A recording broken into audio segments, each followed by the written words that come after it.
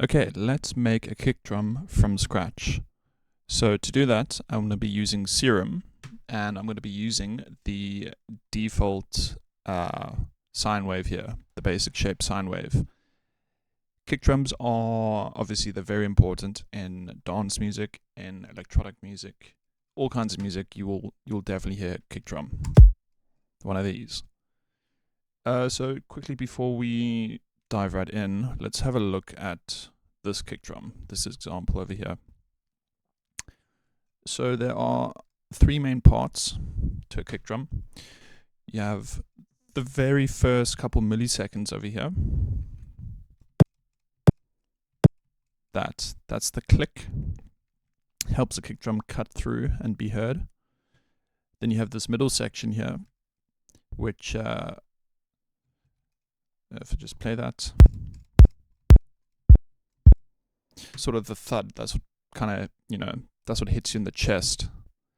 And lastly, we have the end of the kick drum, full of sub, full of, low frequencies. I guess that's what makes you dance. I don't know. But it's, it's the tail of the kick. It has all the bass. And this is where, sometimes if your kick's not really working in your mix, it's because this section here, this tail, is a bit too long. So just shortening it up, cutting that away, while maintaining the click and the punch of the kick drum, allows it to fit a bit better. But cool, let's dive into Serum here. Just gonna mute that. So we have the sound essentially. Not that, this.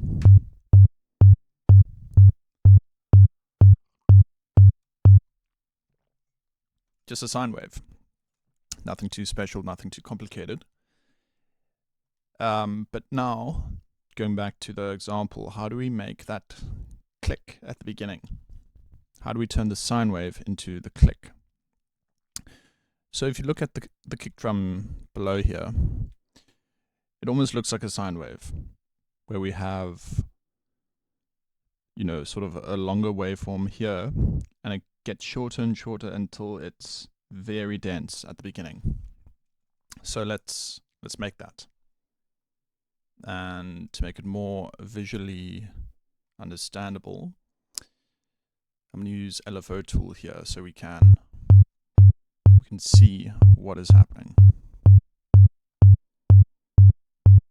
Cool. So as the sine wave plays, you can see that is what we're generating on the right hand side in LFO tool. Cool. So the first thing we're going to do is we're going to grab an envelope here, and we're going to assign it to the coarse tuning of our kick drum. So now it's a higher pitch, and you can see that the frequency is now denser. The frequencies are closer together. So we're going to change this. We're going to turn it into more of a pluck. So we're going to grab our sustain and bring it down. So now it sounds like that, almost like an 80s tom. But now we're going to bring it down and shorten it.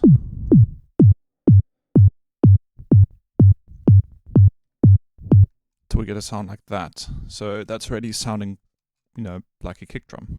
Let's just pitch this down by an octave. There we go. Now you can see here in LFO tool we can kind of see where the click is, the transient. We just see the middle and then the tail. But our tail's looking a little bit short, so we're going to go to our envelope 1 and just increase the release. It's a bit much.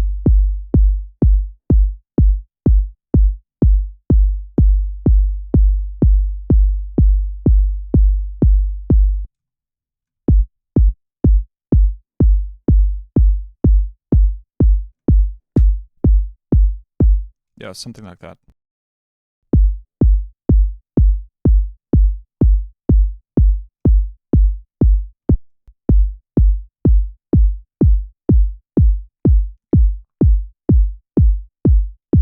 It's all about the decay, really. Our decay really changes the tonality of that kick.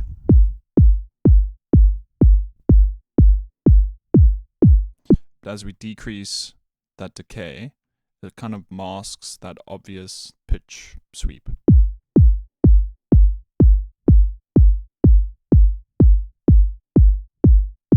Cool. So that's okay for now. Let's just see how it works in our bass line here. So we have a simple bass line going, and with the kick.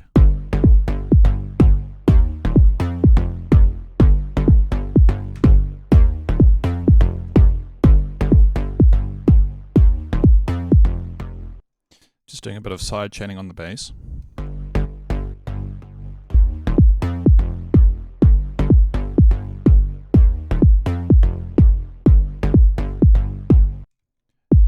And because we're using MIDI, we can easily tune this kick to whatever key we want it in.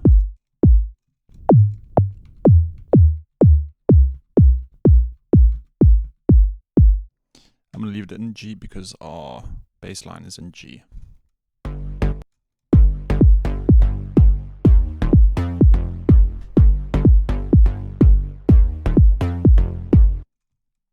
Cool. Let's go back to our kick drum.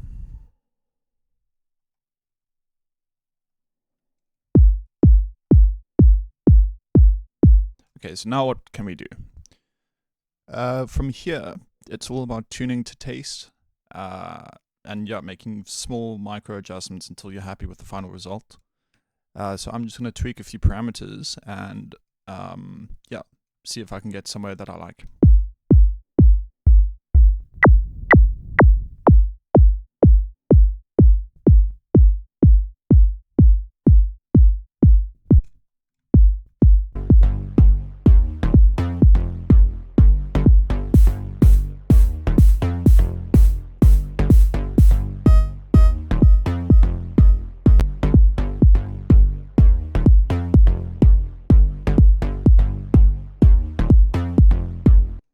Cool, so I've just turned on the noise oscillator, and within Ableton, the noise oscillator has this section here for attacks of kick drums. So you can pick and choose one that you like. I just grabbed a random one there, and now we have this.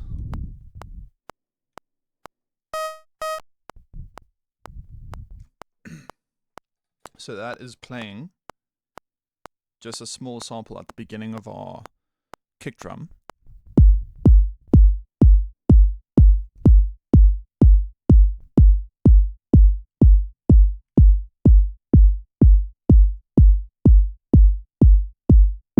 You can hear the difference with and without it. Yeah, it just helps to introduce the kick.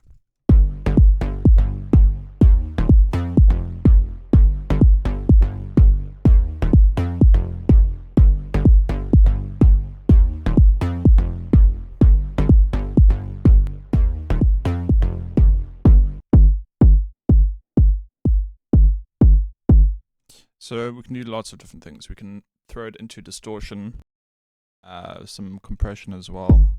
Let's see what we can come up with.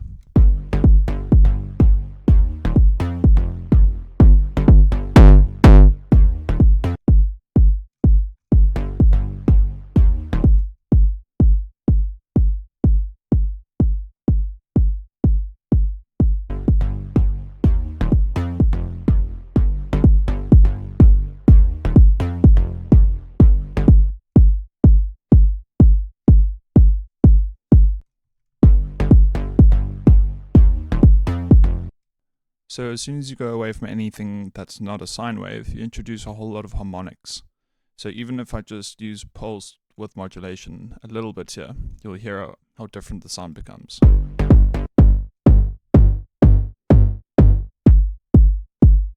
If I turn it into a saw wave, yeah, no. So you really have to stick with the sine wave, but you can get away with slightly changing it a little bit. But I'm not really going to mess around with that for now. If we have a look at essentially our oscilloscope here, we can see that the kick drum has a bit of a strange shape to it.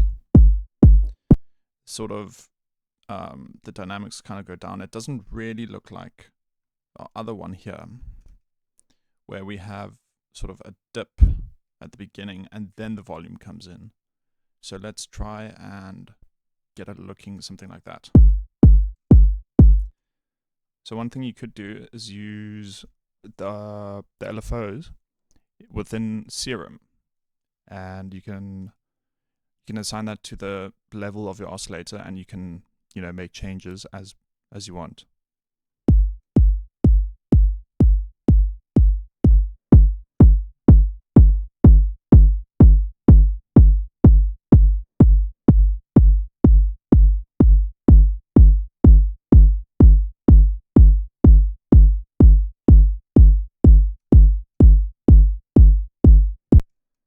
Cool. So I think what this is doing essentially, and why we do this, is because if you think of a kick drum within a drum set, you have the beater striking the drum itself, and what happens is the beater hits the skin of the drum, and then you get the click of the actual beater hitting the drum. Then it will resonate and produce the tail of the kick. So essentially you'll have a bit of a moment where the rest of the kick isn't happening until it does, until the drum resonates and produces that tone. So that's sort of what we're recreating here. Also, kick drums are often not the only thing playing at the same time within a piece of music. You'll often have either a snare, the singer singing, guitars, bass, all happening, all competing for space. So essentially this helps not overload this transient area where you might have, another instrument landing at the same time.